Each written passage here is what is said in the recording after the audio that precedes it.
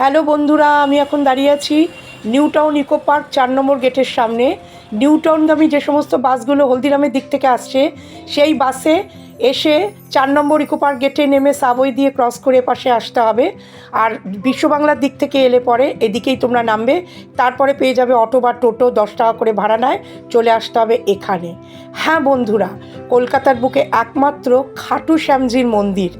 কিন্তু তার আগে তোমাদের এখানেই আরও কয়েকটা সুন্দর সুন্দর মন্দির এবং মূর্তি দেখিয়ে নেব, যা অসাধারণ, যার কারুকার্য কোনো তুলনা হবে না।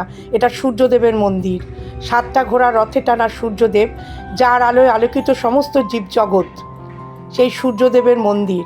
ওম নমঃ বাসুদেবায় সূর্যদেবায় নমঃ।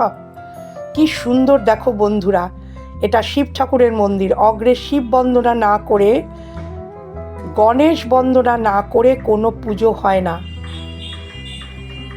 এরপরে আমি তোমাদেরকে দেখাবো খাটু শ্যামের মন্দির। হ্যাঁ বন্ধুরা, এই নিউ টাউনেই খাটু শ্যামের সম্পর্কে একটা ইতিহাস আছে।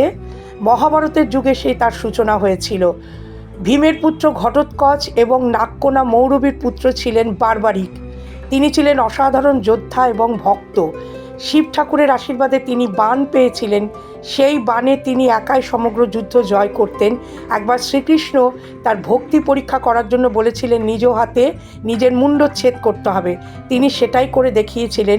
যা পাওয়া গিয়েছিল রাজস্থানের খাটু গ্রামে, এটাই কথিত আছে। সেই পৌরাণিক কাহিনীর উপরে পরে ভিত্তি করে সেখানে মন্দির তৈরি হয়। বর্তমানে কলকাতায় সেই মন্দির আছে, খাটু শ্যাম নামে অভিহিত। তো বন্ধুরা, welcome back to my channel Swati Samaddar vlogs. আমার চ্যানেলটাকে সাবস্ক্রাইব করো, লাইক করো, শেয়ার করো, কমেন্ট করো। আজকের মতো টাটা।